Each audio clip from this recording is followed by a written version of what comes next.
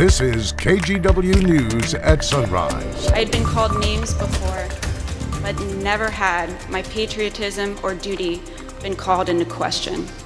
A Capitol police officer inside the Capitol building as the January 6, 2021 attacks began. She's just one of the witnesses who testified during day one of those hearings. More on that coming up just ahead here on Sunrise. Plus, a big boost for the local economy. We hear from a downtown business owner hoping to make the most of those Rose Festival crowds. And if you like hard cider, stick around. We're going to show you some of the big winners from this year's Portland International Cider Cup competition. What I'm holding here was not only the winner for the entire Best of Show at our competition, it also won a gold in Modern Sweet and a gold in the single varietal for the dessert culinary category. And the best part, that cider is regularly found at most grocery stores. Why cider is growing so fast in popularity and where to find some of the winners, that's coming up here at 5:15. You are speaking my language. Yes, weekends. I do like a hard cider. I will stick around for that. Yeah. I'm thinking as long as we work Monday through Thursday, why not do the Friday show as well? Does taste testing come up in the 6 o'clock hour? 5 o'clock hour, 6 o'clock hour, maybe even the 7 o'clock hour. All right. Well, in the meantime, we are getting an opportunity to dry out just a little bit because after the soaking rain that we got last night, it's shut off in downtown Portland. You wouldn't know it by this camera. This is our Wells Fargo Sky camera. We are socked in the low cloudiness here, but I can tell you that after a half an inch of rain here at our KGW News studios, the back edge of the rain is here for now. Let's take a little closer look at this, and you can see over the last 3 hours, the South Washington and the North Oregon coast has dried out, and even here in the Willamette Valley now, the back edge of the rain is quickly pushing up into the Cascade foothills. So with that in mind, our morning commute is likely going to be dry, and that's good, right? It's also pretty muggy out there. It's 63 degrees last check at PDX. All right, the plan for today, a dry window this morning, but models are insistent on rain coming back in this afternoon, guys. Daytime highs will top out in the upper 60s. Back to you. Thank you, Chris. This morning, we're giving you a look inside the first day of hearings on the January 6th Capitol attack. The committee leading this investigation revealed new video, witness accounts, and context to what happened that day. NBC's Bree Jackson brings us more on last night's testimonies from Washington, D.C. Be advised, there's probably about 300 Proud Boys. They're marching eastbound. Never before seen video from January 6th. An eye-opening look at what happened that day. Carnage, it was chaos. Capitol Police Officer Carolyn Edwards was seriously injured.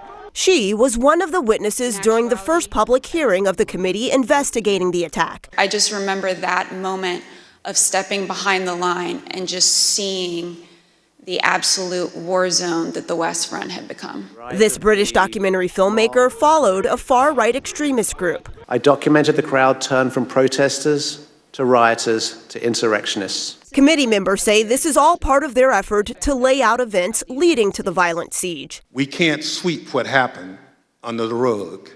The American people deserve answers. They say former President Trump stoked anger among supporters and encouraged the storming of the Capitol, feeding the lie that the 2020 election was stolen.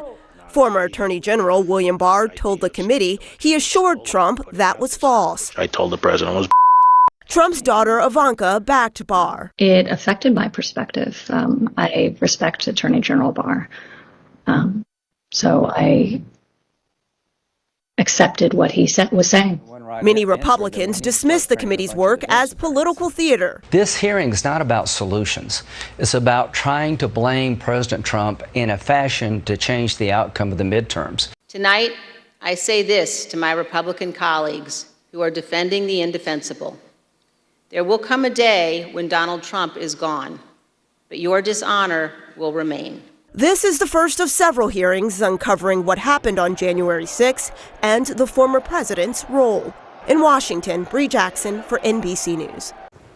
This was the first of at least 6 public hearings. The next one is scheduled for Monday, June 13th, around 7 a.m. our time. We will bring you updates throughout the day on air and online at kgw.com.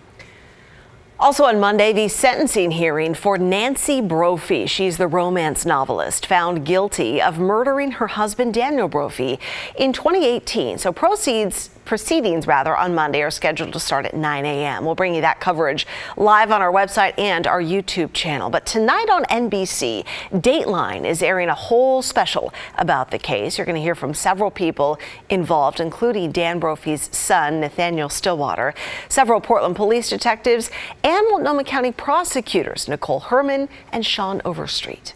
She thought that she was smarter than everybody. She thought she was smarter than the police. She thought she knew how they operated, and she took some time to plan it and thinking that she had the perfect plan. I mean, I think I said in my opening that perhaps she thought it was the perfect plan. It certainly was not, clearly. I mean, the blog post, the insurance, the video of her at the scene at exactly the right moment. I mean, this is not exactly the perfect murder. Not exactly. Not by far. She made a lot of mistakes. Yeah, the special is called Murder in Kitchen 1, and you can watch it tonight on KGW at 10 o'clock. All right, here's a look at some of the other local stories we're following this morning, starting with this new surveillance video that shows a man who police say robbed a bank in Tigard, and now they're asking for help to track him down. Tigard police say he robbed the Wells Fargo branch at Southwest Hall Boulevard and Pacific Highway back on Wednesday. They say he didn't have a gun and no one was hurt, but again, they're still looking for him. So if you recognize this man, call the Tigard Police Department. Also, the Oregon Health Authority says that more than half of the COVID cases reported in the state last month were breakthrough cases. But the Health Authority also says the latest numbers clearly show that getting vaccinated does help prevent serious cases of COVID. Less than 3% of all breakthrough cases in Oregon wound up in the hospital, and the total number of vaccinated people who died from COVID is less than 1%. This next story comes from Newport, where the fire department had to help contain a fuel spill in Yaquina Bay after they found a boat that was partially submerged in the bay. Newport Fire says it's still not sure why the boat sank, but the department is working with the boat's owner to pull it out of the water. And that's a look at some of this morning's local headlines. Well, thousands of people are set to go downtown this weekend to tour the ships as part of Rose Festival Fleet Week. And a lot of businesses are very excited that that will boost the local economy. Organizers say the Rose Festival pumps $50 million into Portland every year. We talked to the owner of Don Jalapeno, a Mexican restaurant downtown. He's hoping to see a big increase in sales this weekend. Family here, I have a family in Mexico, and we help them there. They depend to us, and they depend to me. I depend on my customers, because if I have customers, I have business. If no customers, my business is not going to be successful. Fleet Week runs through Sunday. The ships will leave early Monday morning. The tours are free and you don't need a ticket, but you are required to show ID and be fully vaccinated against COVID. Hey, speaking of, we are live aboard the USS Michael Monsoor this morning. There is a live picture. It's one of the ships docked here in Portland for Fleet Week. Tours start at 9:30 this morning, so check that out if you like. Devin Haskins is on deck this morning. Coming up on Sunrise, he'll be interviewing the captain of the ship. You can look for that at 5:45, so it's about a half an hour away. I remember on Wednesday, Brenda, one of your goals here at work was to get out early enough so that you could beat the bridge lifts going home that day. Did you beat the bridge lifts? I totally did. All right. Not one has interfered with my commute this time. Rod Hill beat the bridge lift on Wednesday by not coming to work at all. So Chris McGinnis back in this morning for Rod. You know, I also recall Brenda hoping that it would be dry for the knighting ceremony later this morning. Yes. And you said that they moved it inside anyway? Right, so now it doesn't matter that it's pouring outside. Well, guess what? We're getting a break in the rain this morning, so how about that for timing, right? Let's go ahead and give you the live look of from our Wells Fargo sky camera. You wouldn't know that the rain has shut off by this picture because we're up in the low cloud deck, but yes, the half an inch of rain that we picked up last night, that's pretty much done with now. For now, here in Portland, you can see the back edge of the rain now quickly working its way up into the Cascade foothills. But there's more rain where that came from. So let's go out a little wider and give you the big perspective here across the Northeast Pacific. A couple areas of low pressure there spinning in the Gulf of Alaska. And there's another piece of our atmospheric river, that plume of moisture, the garden hose, if you will, that will be continually pointing at the Pacific Northwest. So with that in mind, rain is back in the forecast later today, but not this morning. Check this out. This is Futurecast through 1 o'clock. Not much additional rainfall accumulation, but as we go into the afternoon commute, the rain picks up, and the rain really picks up tonight. So in addition to what we've already had, Futurecast is suggesting anywhere from maybe a half to 3/4 of an inch of additional rainfall this afternoon and tonight from Kelso south through Portland, and even more as you go down into the central and southern Willamette Valley. So let's walk you through it with Futurecast. This is this morning at 6 a.m. We're generally dry. I mean, there could be a sprinkle or two here and there, but the steady heavy rain that we had overnight is done for now. As I roll the clock into the noon hour, though, we begin to see the arrival of that next batch of moisture, and that I think will promise a wet drive home from work later today. And if anything, the rain picks up in intensity overnight. Here's some good news for the weekend. While it is going to be quite wet late tonight, that garden hose slips southward overnight and into early tomorrow. So with the Grand Floral Parade and a lot of other, outdoor activities taking place on Saturday, this is Futurecast at noon.